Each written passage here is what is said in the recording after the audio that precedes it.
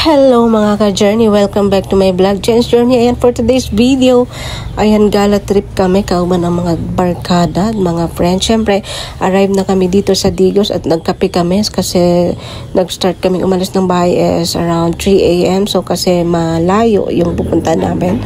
Sa Santa Maria, pupunta kami sa Elimar Beach Resort.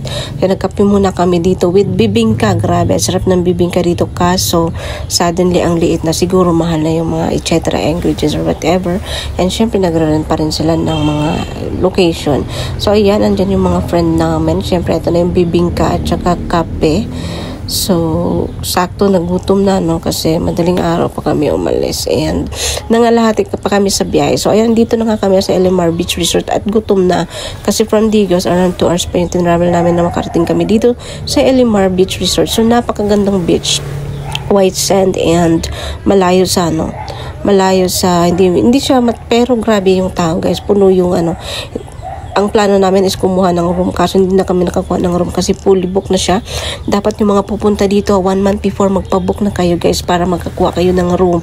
Kasi kami, sakto binagyo kami nung umulan ng malakas. But before pa kami dumating, ayan, may lindol daw, 6 point yung lindol, basta malakas. So pagdating namin is wala na, pero nung kinagabihan umulan. So eto ang init ng pagdating namin, kaya dito muna kami nagpalilim sa ilalim ng mga puno, ayan, kasi with him. So ayan, kasi ang init pa sa dagat, grabe, hindi ko kayang maligo pag araw, pag gabi. So mamayang gabi na yung ligo. So yun, palilim muna dito bago kumain kasi nagluluto yung isa, yung namin kasama, yung kagawad siya, pero dito ginawang tagaluto. Anyway, ayan, bumili din ako ng mango shake sa sobrang init. Di ako mahilig sa malamig, pero dito hindi pwedeng hindi kayo inom ng malamig. Grabe ang init, guys.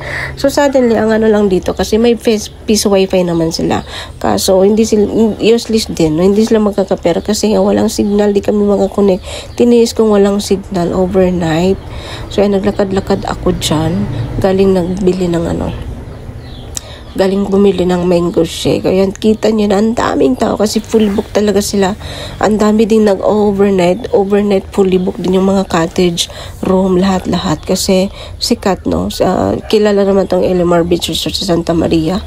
4 hours yung travel from Davao, from sa amin. So 4 hours yung travel namin, and dito nga every weekend may pabanda sila. So kaso wala si Elias.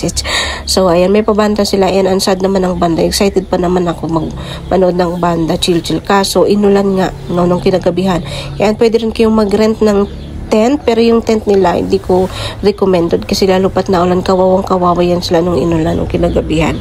So ayan, nung kinamagana, ayan, eto na yun, pero kakamiss yung dagat nila. Walang alon. Tingnan nyo naman yan, binagyo nilindol, pero walang alon, guys. Mapapahanap ka talaga ng alon, kaya masarap maligo. So kahit maraming bata, hindi siya nakakatakot, kaya kanya-kanyang bantay kasi wala silang lifeguard dito. And syempre tingnan nyo naman yung beach, maraming tao yan, kaya ganyan, white sand siya, pero yun, not bad naman. Worth it yung layo na binyahin yung 4 hours na pagdating dito, ganito yung kagana yung madaratan nyo. So ito yung kinagabihan na natulog na lang kami kasi nga binagyo. So ayan, may kanya-kanyang duyan, and yan yung cottage na nakuha namin kasi yan lang yung available. O, diba, sarap ng tulog kasi ang lamig, hindi na nakapagpunta sa banda. And syempre, it's a morning na, dito na nga, umihi na ako, nag-brush ako ng teeth dito. So, nag-video na rin ako, naglakad-lakad. So, inano ko yung paligid. So, kawawa yung mga nagtitent. Kaya sinabi ko, di ko i-recommend yung magtitent dito pag pumunta. Kasi just in case lang pag mag-ulan. Kasi yung tent nila, hindi waterproof. Papasok yung tubig. Sayang lang yung renta nyo. Mahal pa naman yung renta ng tent. O, diba, puno, diba? So, daming sasakyan. Pero mas maganda talaga dito pag makakuha kayo ng room. Kaso, fully booked talaga. Kahit may pera ka, wala kang magagawa. Ayan yung motor na natumba. Tulog pa yata yung may-ari niyan. Ubos yung gasolinan yan. Kasi siguro natumba yun sa ulan. Natulog na siguro yung may-ari at siguro lasing. So anyway, dito maganda lang dito, walang pakialamanan. Kahit kanya-kanyang cottage, may mga dala kayong speaker. Ayan, kahit palakasan pa dito, walang pakialaman, walang makikalaman. So andun yung kotse namin, yung Hilux. So andun sa sa gilid. Dito ako dadaan sa cottage nila. Papunta sa cottage namin kasi grabe, napaka-slide ng Kasi dito sa amin banda, hindi na siya masyadong maputik na, may halong putik na yung lupa na. So, ayan yung cottage namin. And ganito, no, kinaumagahan, parang hindi lang inulan yung mga tao. Tuloy pa rin ang saya.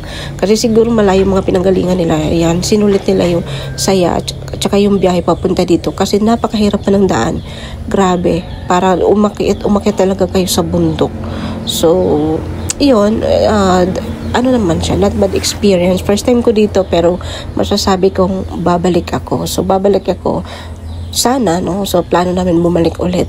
Ayan, kahit malayo siya, pero worth it naman siyang puntahan. Ayan, syempre, andito na nga si Kagawad at siya yung tagaluto namin, Kagawad, sa Molig, pero ginawa namin tagaluto. Sorry naman po. Ayan, pero ang sarap niya magluto, lalo na yung humba talaga, hindi walang nasayang sa humba namin na niluto niya. Hindi lang ako nakapag-video, grabe, ang sarap talaga. So, ayan, yung niluto niya is siya ng isda kasi umaga yan. Bumili kami ng tuna and sabaw-sabaw time. And syempre dito naglakad-lakad kami and may na-discover kaming dito sana pala ang maganda kung alam lang namin. Kaya ayan, dito maliwalas and hindi magulo. Kasi konti lang yung cottage sa babalik kami, dun daw kami. So I hope so. And dito nga bumili ako ng ice kasi suddenly sa kantin naubusan ng ice. Yung ako gusto kong uminom ng malamig kasi napainom ako nung kinagabihan. Naghahanap talaga ako ng ice kaya lumabas na ako kasi may ice daw sa tindahan sa labas ng gate. Kaya palabas ako dyan. So ito yung paligid entrance ng LMR Beach Resort. Ayan, maganda naman siya, maliwalas, malawak. Kaso nga lang paunahan ng pag-book ng cottage room at saka ano. Pero kami kasi on the spot, ayan. Jardin de LMR. Siyempre at malinis guys, no? Kasi marami silang tagalinis everyday. Talagang may tagawalis, tagasunod sa lawak ng ano, pero napanatili nila yung kalinisan. And siyempre ito yung bubunga sa'yo pagdating nyo pa lang and then papasok kayo doon para magpabook. And siyempre pupunta tayo sa tindahan kasi bibili ako ng ice. Ayan, ang mahal ng ice dito, tagtulo 20. O diba, at least andyan yung kailangan natin. Ayan, habang kumakain sila, ako lumabas na dito bumili ng ice. And syempre, eto chill-chill na lang ako kasi busog na. Naghihintay na kung kailan kami paalis na kami at pauwi. Ayan. So, imot-imot muna kasi tinatamad ako maligo. Hindi na ako naligo kasi mainit na siya. Ayan, sunog na yung balat natin. Naligo kami kagabi. So, kagabi yung naligo namin. Hindi na ako nakapag-video. Baka ma-stress yung mga marites. Joke lang. Ayan, ang ganda ng ano. So, not bad siya. So, ma-recommend ko puntahan nyo kahit malayo. Para ma-extra. Ako bira na kasi ako nagalit. Hindi ako malili sa dagat. Pero maliliw ako. Pero pag gabi, ano, iwas sunburn tayo. And syempre, ayan na nga. Ito nga, pauwi na kami. Ayan, nagkarga na kami sa mga gamit. And bye.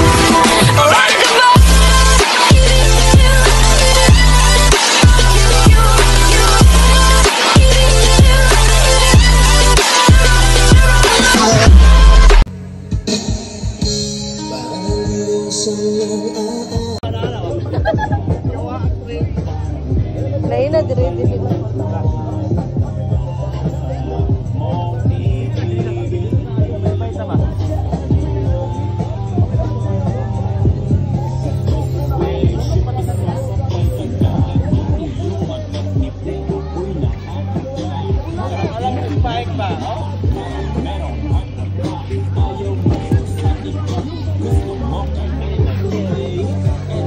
Lagi lalapok dari ng bilit tayo. Kuha naman ni ka ng tawagan ni halo.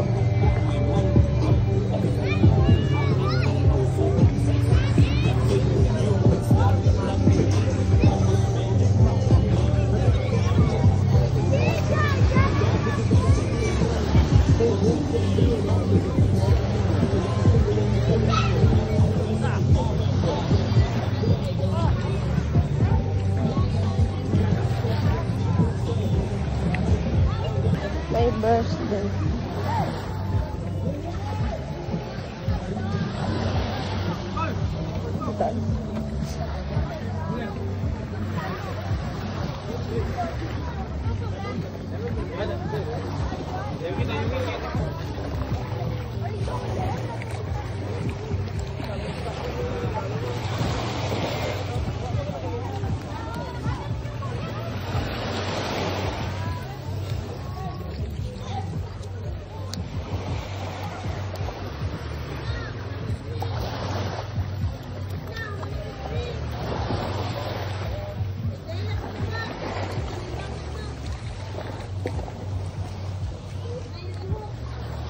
Di tindahan diri oh. Gani.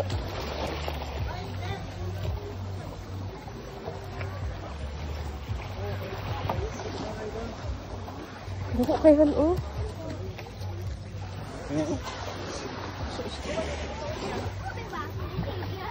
Sa fresh kayo. Kuha na siya. Buko kayo. Black muli.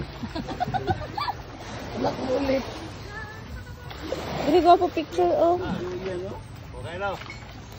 Kasilip mo tigil dito gapon ito dito ang daw kung man. Pero hadlok lang pag Mahadlok na one slide. Gapon dito pag. Pwede yun, ibalod.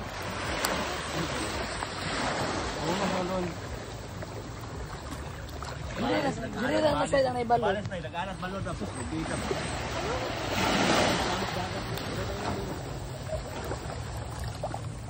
Salamat kami. Tuling. Ano may tao, una naman pa. Video lang yun. Tada!